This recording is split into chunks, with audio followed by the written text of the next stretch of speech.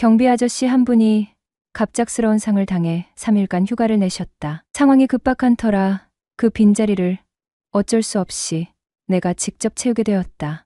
밤 12시 야간 순찰을 나섰다. 단지를 한 바퀴 돌며 평소보다 더 꼼꼼히 살폈다. 거의 순찰을 마치고 마지막 구역으로 향했다. 그곳은 단지에서도 가장 흥미진 곳으로 야산과 인접해 있었다. CCTV는커녕 가로등마저 희미한 곳이라 주민들도 늦은 밤엔 좀처럼 가지 않는 곳이었다. 어둠 속에서 마지막 코스를 걸어가는데 멀리서 차 한 대가 눈에 들어왔다. 한적한 곳에 홀로 서 있는 승용차는 왠지 모르게 눈길을 끌었다. 여긴 주차 구역도 아닌데?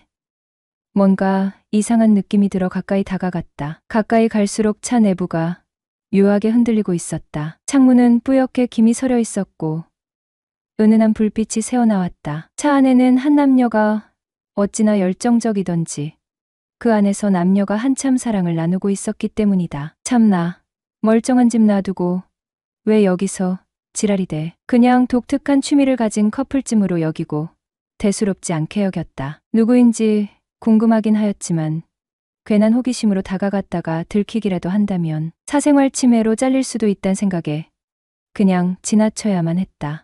그리고 약 1시간이 지났나? 아파트 주민 한 분이 관리실로 오더니 강아지와 산책 나왔다가 106동 쪽 사람 한 명이 쓰러져 있는 걸 발견하였다는 것이다. 그래서 황급히 달려가 보았더니 50대쯤 보이는 여성 한 명이 쓰러져 있었는데 술 냄새가 진동을 하였다. 난 옆으로 가서 여자를 툭툭 쳐보았지만 여자는 별 반응이 없다. 근데 머리는 산발이고 온 매무새가 흐트러진 상태였는데 보안이 거사를 치룬 것처럼 보였다. 그때 번쩍 떠올랐다. 혹시 좀 전 차 안에 있던 사람 중 한 명인가? 암튼 누가 올 수도 있는 상황이라 괜한 오해를 받고 싶지 않아 옷을 대충 정리해주고 여자를 다시 흔들어 깨웠다. 아주머니, 집이 어디예요? 103동이요. 잘 알아듣지도 못할 소리를 신음처럼 냈다. 옆을 보니 여자의 핸드폰이 떨어져 있어 내 호주머니에 넣고 여자를 들쳐 업었다. 여자를 업고 103동 쪽으로 가면서 대속 아주머니 집이 어디냐고 묻는데 103동 입구 쪽에서 대학생쯤 되어 보이는 여자애가 내 쪽으로 오더니 여자를 보고는 엄마라고 외친다. 이분이 너의 어머니시니? 네. 주차장에 쓰러져 누워있길래 내가 업고 왔는데 잘 되었구나. 너희 집이 어딘지 가자. 내가 업고 갈게. 딸내미는 앞장서서 가더니 엘리베이터를 누른다. 나도 여자를 업은 채 엘리베이터를 탔다. 아버지는 집에 안 계시니? 저희 부모님 이혼하셨어요. 속으로 다행이다 싶었다. 딸내미가 자기 집 문을 열어주길래 여자를 업고 들어가 거실 소파에 내려놓은 뒤 나왔다. 다음날 점심시간이 훨씬 지난 뒤 여자의 폰이 울린다. 잠시 망설이다 전화를 받았다. 여보세요. 여자 목소리다. 제가 폰을 잊어버렸는데 이 폰 주인이에요. 돌려받았으면 하고요. 아, 네. 사모님, 저 관리소장입니다. 새벽에 주차장에 쓰러져 계신 사모님 옆에 폰이 있길래 제 호주머니에 넣고 사모님을 업어다 드리곤 있고 제가 가지고 왔네요. 죄송합니다.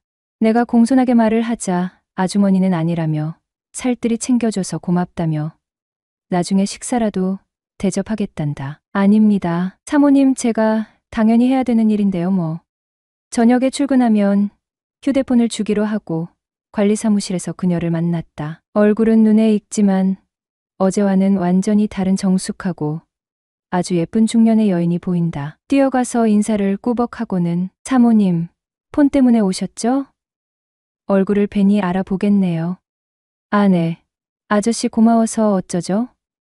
수줍게 웃는 모습이 너무 예뻐 보였다. 난 핸드폰을 여자에게 건네주며 사모님 핸드폰 여기 있습니다. 어제 술 많이 드셨나 보던데요.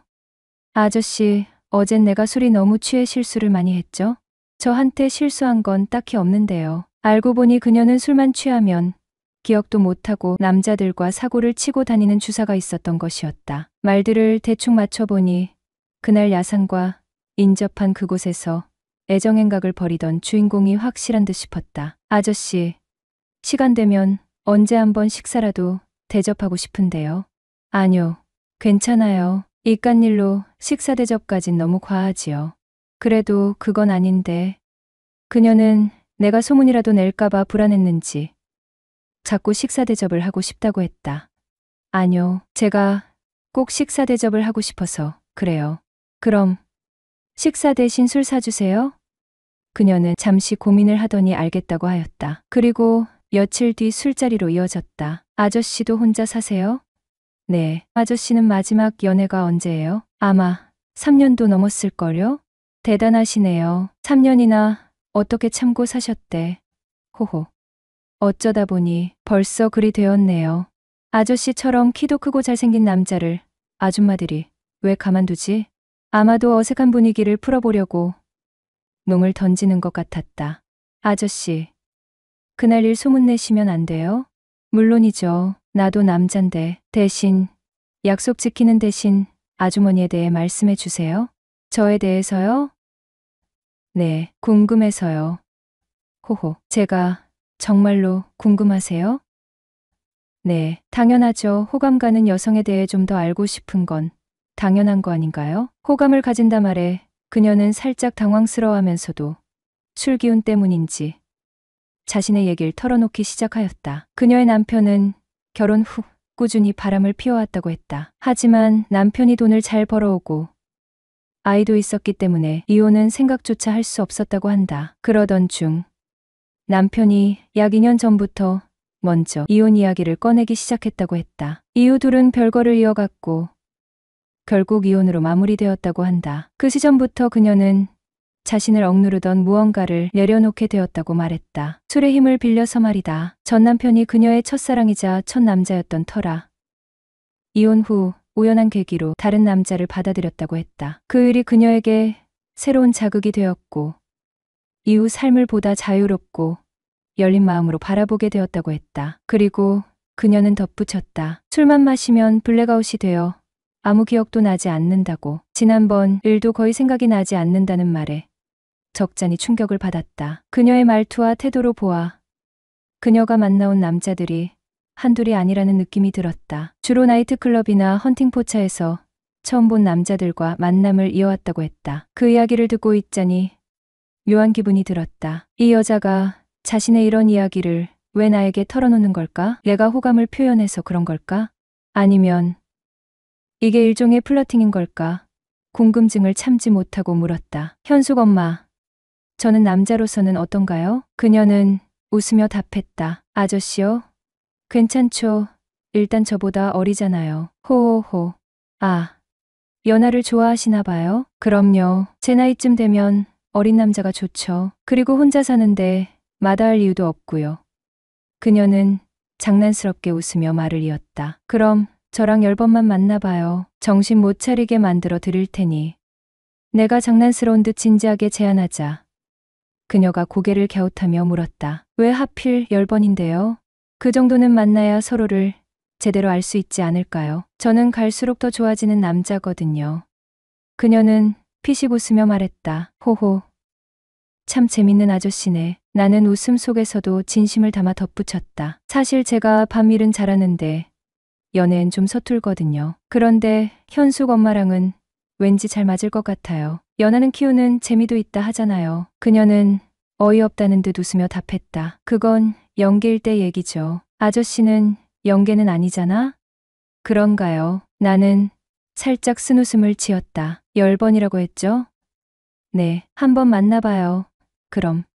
그녀는 생각보다 쿨하게 내 제안을 받아들였다. 나중에 알게 된 사실은 그녀가 처음으로 내 거칠고 다소 험상궂게 생긴 외모에 호기심을 느꼈다는 것이었다. 그녀는 나와 같은 부류의 사람을 만난 적이 없다고 했고 그런 나와 연애를 한다면 어떤 기분일지 궁금했다고 한다. 그 호기심이 그녀를 이끌었고 나의 앞뒤 없는 자신감도 그 결정에 중요한 역할을 했다는 것이다. 이후 그녀와 정식으로 연애를 하는 건 아니지만 꾸준히 만남을 이어오고 있다.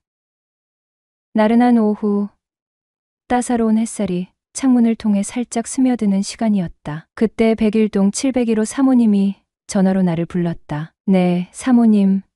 바로 가겠습니다. 우리 아파트는 소형 평수가 많아 그런지 유독 혼자 사는 여성들이 많다. 대부분 그들만의 이유가 있고 시간이 지나면서 아파트도 30년 가까이 됐으니 여기저기 수리가 필요한 곳이 많아졌다. 그래서 작은 일에도 자주 관리실을 찾곤 했다. 그녀는 50대 초반으로 동대표로도 활동하고 있어 나를 자주 부르던 사람 중 한 명이었다. 하지만 그녀는 나이보다 훨씬 젊어 보였고 곱게 나이를 먹은 덕분에 40대 초중반 정도로 보였다. 더 놀라운 건 평소 옷차림이 야하기로 유명했다. 이날도 마찬가지였다. 내가 그녀 집으로 갈 때면 항상 그녀의 옷차림에 신경을 쓰는 듯한 느낌을 받았기 때문이었다. 어떤 모습으로 나를 맞이할지 늘 궁금하고 기대가 됐다. 그래서 701호로 향할 때마다 가슴이 두근거리기 마련이었다. 도대체 오늘은 무슨 스타일일까? 그래서 항상 기대가 되었다.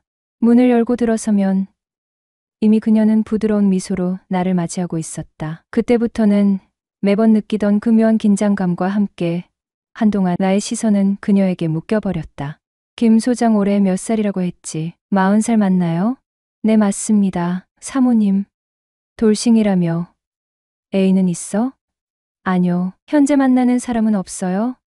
아직 한창 나이인데 만나는 사람이 없으면 무슨 재미로 살아?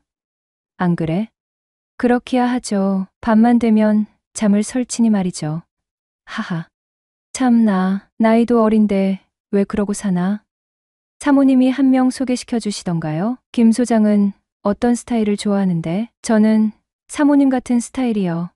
뭐, 김 소장 농담도 잘하네. 나같이 늙은 사람이 뭐 좋다고 그런 말을 해. 사모님이 어때서요? 제가 본 50대 중에 제일 이쁘신데요, 뭘. 그래도 김 소장 여자 보는 눈은 있네. 그녀는 싫지 않은 듯 살짝 미소 지으며 말했다. 그리고 우리 아파트에서 미모로는 1등이시잖아요. 사모님 정도 되는 여자라면 언제든지 콜입니다. 그녀는 갑자기 발동이 걸렸는지 날 보며 배시시 웃더니 갑자기 내 옆에 다가와 앉았다. 아, 요즘 따라 어깨가 자꾸 뭉치고 아프네. 김 소장이 좀 주물러 줄 수 있겠어? 저야 좋죠. 여자랑 이렇게 가까운 거리에 있는 게 얼마만인지도 모르겠네요. 어머, 김 소장 소나기 힘이 장난이 아니네. 너무 시원해. 하하, 제가 소나기 힘만 좋은 게 아닙니다요. 뭐야, 방금 그 멘트는 꼭 옛날 마당쇠가 마님한테 얘기하듯이 하네. 호호. 그럼요, 앞으로는 마님의 평생 몸종이 되겠습니다요. 그렇게 말하니깐 나 갑자기 설레는데. 그럼 오늘부터 모시면 되겠습니까요? 마님? 그래, 오늘부터 나의 돌쇠가 되어 주렴.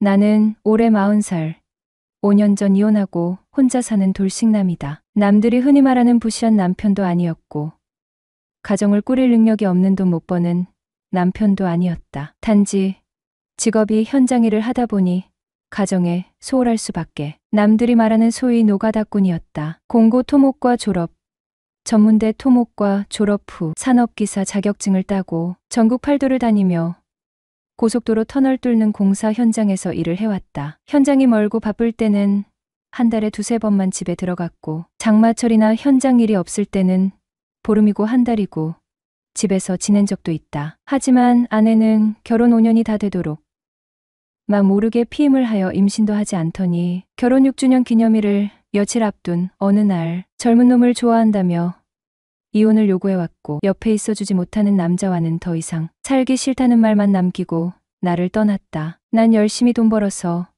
마누라 고생 안 시키고 편히 살게 해주고 싶었을 뿐인데 남은 건 직업에 대한 회의와 마음의 상처뿐이었다. 먹여 살릴 처자식도 없는데 고생해가며 돈 벌어 뭐 하겠냐 싶어 10년 가까이 하던 토목일을 그만두게 되었다. 그리고 사무실에 앉아 편하게 월급 받을 수 있는 직업을 찾다가 선택한 게 주택관리사 자격증을 취득하고 아파트 관리소장이 되었다. 아파트가 30년 가까이 되었고 평수가 19평, 25평으로 구성되어 있다 보니 대부분의 입주민들은 장년층이 많았다. 그리고 희한하게도 우리 아파트엔 이혼녀와 과부들이 많이 살았다. 그래서 과부촌이란 소문이 돌기도 했다. 이곳 입주민은 관리소 직원들에게 개인적이고 사적인 일들도 많이 부탁을 했어요. 난 웬만하면 다 들어주었다. 왜냐하면 보통 2년마다 계약인 아파트 관리소장은 임기 이후 아파트 입주자 회장이 정권을 가지고 있다 해도 무방하다. 그래서 입주자에게 찍히면 살아남기 힘들기 때문이다. 자기 집 액자 거는 것부터 해서 가구를 옮겨달라. 멀리 두고 온 자전거를 아파트로 옮겨달라는 것까지 나는 서비스직이다 생각하고 세대에서 부탁하는 건 웬만하면 들어주었다. 그러다 701호 사모님과 돌이킬 수 없는 관계가 되고 말았죠. 주말에 이마트에 들러 장을 보고 지하 주차장에 차로 가는 중에 701호 사모가 어떤 젊은 놈과 차 안에서 애정행각을 벌이는 걸 목격하고 만 거죠. 아마도 이마트 주차장이 그들의 비밀 접선 장소인 것 같더군요. 하필이면 내 차 바로 옆에서 수위 높은 애정행각을 벌이고 있는데 진한 선팅 때문에 긴가민가 하면서 쳐다보고 있는데 이게 웬 날벼락인지 그때 마침 701호 사모님과 제 눈이 딱 마주치고 말았네요. 난 무척이나 놀라서 곧장 차를 몰고 도망치듯 자리를 떠났습니다. 다음 날 출근했더니 701호 사모가 자기 집에 와 달라고 연락이 오더군요. 혹시 어제 일 때문에 날 소장 자리에서 내보내려고 하나 불안한 마음이 한가득이었습니다. 거실로 들어서자 인사도 없이 다짜고짜 소파로 가서 앉으라고 손짓을 한다. 아줌마가 다른 건 몰라도 키도 크고 피부가 매끈한 꿀피부였다. 그날따라 외모에 신경을 많이 썼는지 내 눈에는 무척이나 아름다워 보였다. 커피 한 잔을 내오더니 나에게 이것저것 물어온다. 사모는 한참을 망설이더니 어제 있었던 얘기를 먼저 꺼낸다. 어디서부터 어디까지 보았는지 내게 물어보았다. 사실대로 얘기를 하자 현재 남편과 별거 중이고 이혼 소송 중이라고 했다. 그래서 그날 일이 그녀에겐 엄청 민감한 문제였나 보다. 그 남자는 채팅앱으로 만나 사귄 지 한 달 된 사이라고 하였다. 그리곤 나에게 흐느끼며 얘기를 한다. 제발 이 사실을 비밀로 해달라고. 그 일이 유책 사유가 되어 재산분할에 엄청 불리해질 수 있다고 비밀로 해달랜다. 그때부터다. 그녀와 사적으로 연락을 주고받으며 시도 때도 없이 날 그녀 집으로 불러들였고 나 역시 그 재미에 푹 빠져 그녀의 돌쇠가 되기로 하였다. 아파트 입주민 여러분, 관리소 직원분들께 너무 과한 요구나 갑질을 하지 말아 주시길 부탁드립니다. 그들도 누군가의 가족이고 누군가의 아버지, 아들, 남편입니다. 최근 들어 관리소 직원들이 입주민들의 무리한 요구와 횡포를 견디지 못하고 떠나는 경우가 많아 관리소장의 평균 근속 연수가 2년도 채 되지 않는다고 하네요. 이는 육체적인 노동보다도 정신적인 스트레스와 감정 소모가 극심한 직업이기 때문이겠죠. 수없이 쏟아지는 민원과 때로는 상식을 벗어난 요구 속에서 사람들은 마치 힘들면 그만두라는 태도로 우리를 대합니다. 그래서 저는 그들의 요구를 묵묵히 받아들이며 제 역할을 해내고 있어요. 저는 관리소장 치고는 비교적 젊은 편입니다. 그래서인지 아파트에 거주하는 50대 불식 여성이나 과부 입주민들 사이에서 나름 인기가 있는 것 같더군요. 그들은 저를 믿음직한 일꾼 혹은 말을 잘 듣는 머슴쯤으로 생각하는 것 같아요. 처음에는 자존심이 많이 상했습니다. 하지만 어느 순간 생각을 바꾸기로 했어요. 그녀들은 마치 양반집 마님들이고 저는 그 집의 머슴이라 여겼죠. 그렇게 마음을 다잡으니 오히려 상황을 즐기게 되더군요. 세상을 바꿀 수 없다면 스스로를 바꿔라. 그러면 세상도 달라 보일 것이다.